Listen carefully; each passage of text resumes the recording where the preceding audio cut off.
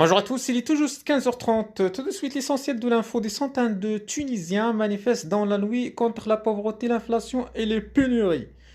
C'est à peine incroyable, mais la scène se passe bel et bien à Tunis. Deuxième vidéo postée sur les réseaux sociaux. On voit des dizaines de personnes se bagarrer autour d'un bac rempli de sachets de sucre en vrac, conditionné de manière sommaire. On a du mal à réaliser que ces habitants de la capitale de ce pays qui avaient des prétentions légitimes d'émergence se battent pour cette entrée de première nécessité. Souheil Khmira, le correspondant de BBC Africa à Tunis, indigne dans un tweet une scène dans un supermarché à Tunis, montrant des personnes se battant pour des sucres. C'est horrible de regarder une pareille scène et de clore son post avec le hashtag La Tunisie mérite mieux. Tunisia deserves better. Yes, visiblement Khmira n'est pas le seul à avoir été choqué par cette scène et par la pauvreté rampante en Tunisie depuis l'avènement des présidents Kais Saied. Oui, c'est malheureux.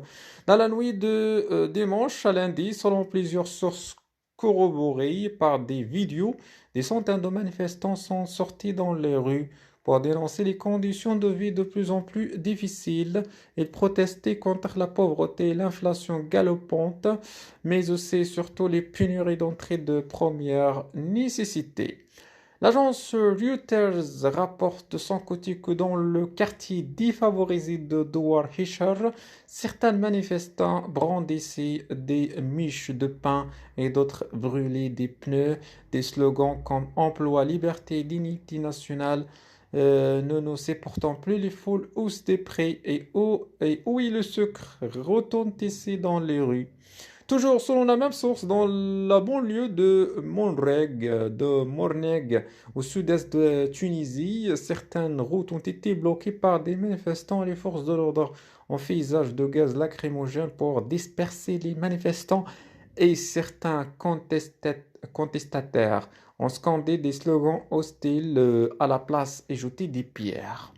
La Tunisie est en proie à une sévère crise économique avec un déficit budgétaire abyssal et un taux d'inflation de plus de 9%. De plus, l'insuffisance des réserves de change fait que le pays n'a plus les moyens d'importer en quantité suffisante les denrées de première nécessité de graves pénuries et quand les produits importés sont disponibles, ils sont hors de portée de la bourse de Tunisie, moyen de la colère sourde qui risque de faire basculer le pays dans une nouvelle révolution du jasmin. En outre, sur le plan politique, beaucoup dénoncent la dictature rampante dont le président Kais Saïd est l'instigateur. Actuellement, il a réussi à concentrer l'ensemble. Il a réussi donc à concentrer l'ensemble. J'ai perdu l'article.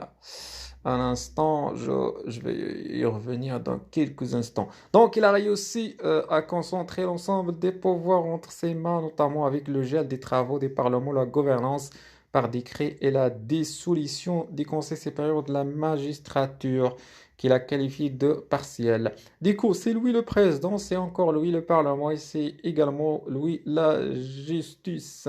Un véritable coup d'État sont les partis politiques qui réclament en vain le retour à l'ordre constitutionnel. Merci, je vous souhaite une excellente journée.